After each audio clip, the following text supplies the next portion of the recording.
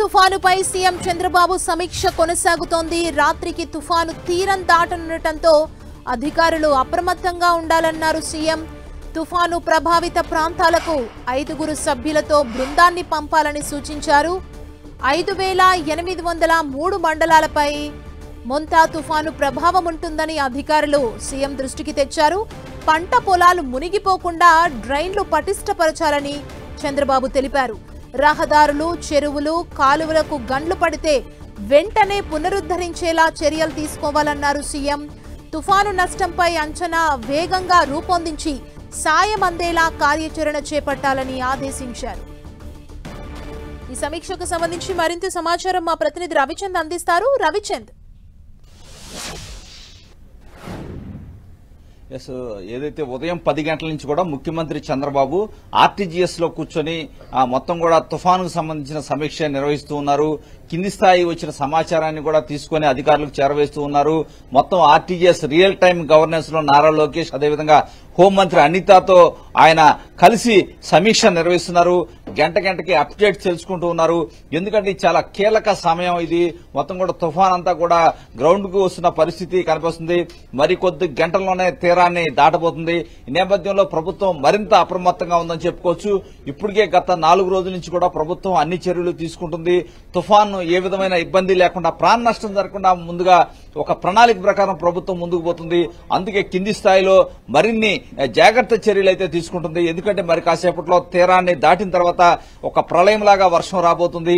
ఈ నేపథ్యం వర్షం నుంచి ఏ విధంగా బయటపడాలనే అంశానికి సంబంధించి కూడా ముఖ్యమంత్రి చర్చిస్తూ ఉన్నారు. ఇప్పటికే పంట నష్టం గురించి కావచ్చు, అదేవిధంగా ఏదైతే వాటర్ వల్ల మునిగిపోయే ప్రాంతాల గురించి మొత్తం కూడా ఆయన అంత డేటా అయితే తీసుకుంటున్నారు. వాటిని ఏ విధంగా అప్రమత్తం చేయాలి, ఆ ప్రాంతంలో ఏ విధంగా ఉద్యోగులు పనిచేయాల్సిన అవసరం ఉంది. ప్రభుత్వం తరఫున 4 ఉద్యోగులు ప్రతి గ్రామ సచివాలయానికి వెళ్లాలని చెప్పి ముఖ్యమంత్రి ఒక నిర్ణయం తీసుకున్నారు. మొత్తం కూడా ఇప్పటికే ప్రజాప్రతినిధులందరూ కూడా ఫీల్డ్ లో ఉండమని చెప్పారు. మంత్రులంతా కూడా, ఇన్ఛార్జ్ మినిస్టర్లంతా కూడా ఆయా ప్రాంతాల్లో వారు కేటాయించిన ప్రాంతాల్లో వారంతా కూడా తిరుగుతున్న పరిస్థితి ఉంది. ఈ విధంగా చూసుకుంటే ప్రజానీకం కావచ్చు, ఎవరు కూడా ఈ రాత్రి బయటికి రావద్దని చెప్పారు. కానీ ప్రభుత్వ యంత్రాంగం మొత్తం కూడా అప్రమత్తంగా ఉంది. ఎక్కడా కూడా ఇబ్బంది లేకుండా, చెట్లు పడిపోయినా కూడా ఇమీడియట్ గా నిమిషాల వ్యవధిలోనే ఆ చెట్లను తీసేందుకు కూడా ప్రభుత్వ యంత్రాంగం అంతా కూడా అప్రమత్తంగా ఉంది. టోల్ ఫ్రీ నెంబర్లు ఏర్పాటు చేయడం జరిగింది. ప్రభుత్వ పునరావాస కేంద్రాలు దాదాపు 1000కి పైన పునరావాస కేంద్రాల్లో ఏదైతే పునరావాస కేంద్రాల్లో ప్రజలంతా తరలి వచ్చారు. ఎక్కడా కూడా ఎటువంటి ఇబ్బంది లేకుండా, ప్రాణ నష్టం జరగకుండా ప్రభుత్వం అన్ని చర్యలు తీసుకుంటుంది. ఇప్పటికే గాలులు తీవ్రంగా ఉన్నాయని చెప్పి సమాచారం వస్తుంది. మరికొద్ది గంటలు, ఎందుకంటే 11:30 సమయంలో తీరాన్ని దాటే అవకాశం ఉంది. ఆ తర్వాత అతి భారీగా వర్షాలు పడే అవకాశం ఉంది. ఏ ప్రాంతాల్లో ఎక్కడ చూసుకుంటే కనుక విశాఖ నుంచి ఇక్కడ ఏదైతే నెల్లూరు వరకు కూడా భారీగా వర్షాలు పడే అవకాశం ఉన్న నేపథ్యంలో ప్రభుత్వం పూర్తి అప్రమత్తంగా అయితే వ్యవహరిస్తుంది. మొత్తం కూడా కింది స్థాయిలో జిల్లాల్లో ఏ విధమైన పరిస్థితి ఉంది, ఆర్టీజీఎస్ నుంచి వచ్చిన సమాచారాన్ని కింది స్థాయికి చేరవేస్తున్నారు. కలెక్టర్లు, ఎస్పీలతో ఎప్పటికప్పుడు ముఖ్యమంత్రి టెలికాన్ఫరెన్స్ నిర్వహిస్తున్నారు. అవసరమైతే నారా లోకేష్, అదేవిధంగా హోంమంత్రి అనిత ఈ రాత్రి ఆర్టీజీఎస్ లోనే ఉండి సమీక్ష నిర్వహించబోతున్నారు. ముఖ్యమంత్రి కూడా ఇప్పుడు కూడా ఆర్టీజీఎస్ లోనే ఉండి సమీక్ష చేస్తున్నారు. ఈ రాత్రి అంతా కూడా ప్రభుత్వ యంత్రాంగం అంతా కూడా నిద్రపోకుండా అంతా కూడా ప్రజల్లో ఏ విధమైన ప్రభావం చూపుతుంది తుఫాను వల్ల, ఏ చిన్న ప్రాబ్లం లేకుండా అన్ని చర్యలు అయితే తీసుకుంటున్నారు. ఈ విధంగా ముఖ్యమంత్రి ఉదయం నుంచి కూడా నిరంతరం వీటిపై సమీక్షలు అయితే కొనసాగిస్తున్నారు. అంటే ఎన్నింటికి తీరం దాటే అవకాశం ఉంది? తీరం దాటిన తర్వాత సిచ్యువేషన్స్ ని అంచనా వేశారా?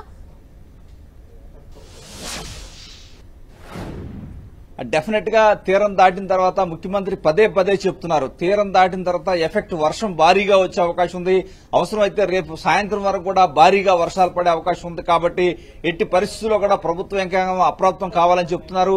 దానికి సంబంధించిన సలహాలు, సూచనలు కూడా ముఖ్యమంత్రి ఇవ్వడం జరిగింది. దానికి సంబంధించి ఇప్పటికే స్పెషల్ ఆఫీసర్లని వేయటం జరిగింది. వారంతా కూడా జిల్లాలో ఎమ్మటే రెస్క్యూ ఆపరేషన్స్, ఎందుకంటే రాత్రి 11:30కి తుఫాను మొత్తం తీరం దాటిన తర్వాత చేయాల్సిన కార్యక్రమాలపై ఒక ప్లాన్ అయితే ప్రభుత్వానికి ఉంది. దాని ప్రకారం ఫాలో అవుతూ ఉన్నారు. ఇప్పటికే ప్రతి గ్రామ సచివాలయానికి 4 ఉద్యోగుల్ని ఏర్పాటు చేయాలని కూడా భావిస్తున్నారు.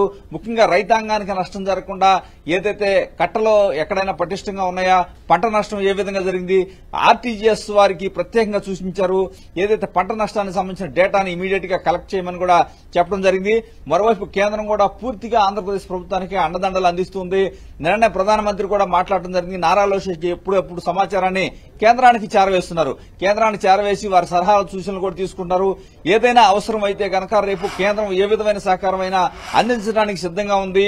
ఏదైతే ఇప్పటికే బెంగళూరు కావచ్చు, అదేవిధంగా తమిళనాడు కావచ్చు, అదేవిధంగా హైదరాబాద్ తదితర ప్రాంతాల్లో నేవీ అదేవిధంగా సంబంధించిన హెలికాప్టర్లు కావచ్చు, విశాఖపట్నంలో కూడా నేవీ హెలికాప్టర్లు రెడీగా ఉన్నాయి. విమానాలు కూడా అవసరమైతే కేంద్రం ఇవ్వడానికి సిద్ధంగా ఉంది. ఈ నేపథ్యంలో అవసరాన్ని బట్టి కేంద్రం ఏ విధమైన సహకారాన్ని అందించడానికి కూడా సిద్ధంగా ఉందని చెప్పి ఇంతకు ముందే నారా లోకేష్ చెప్పిన పరిస్థితి కూడా మనకు కనిపిస్తుంది. ఈ విధంగా ఏ పరిస్థితినైనా ఎదుర్కొనేందుకు ఆంధ్రప్రదేశ్ ప్రభుత్వం సిద్ధంగా ఉంది. ముఖ్యంగా ప్రభుత్వం ముందున్న పెద్ద సవాలు రెస్క్యూ ఆపరేషన్ అని చెప్పుకోవచ్చు. దానికి సంబంధించి ముఖ్యమంత్రికి ముందు నుంచి ఒక ప్లాన్ అయితే ఉంది. అందరితో కూడా రెగ్యులర్ గా మాట్లాడుతున్నారు. తర్వాత ఎందుకంటే భారీ వర్షాలు, అతి భారీ వర్షాలు వచ్చే నేపథ్యంలో కొన్ని మున్సిపాలిటీలో భారీ ఎత్తున నీరు చేరే అవకాశం ఉంది. కాబట్టి దాన్ని ఏ విధంగా బయటికి పంపించాలి, డ్రైన్ చేయాలనే అంశానికి సంబంధించి కూడా ఏదైతే ఆయన ఒక సలహాలు సూచనలు అయితే అధికారులకు ఇస్తున్నారు. నిరంతరం టెలికాన్ఫరెన్స్ లో ఎస్పీలకి అదేవిధంగా కలెక్టర్లకు ఆయన ఆదేశాలు అయితే జారీ చేస్తున్నారు. Thank you Ravichand.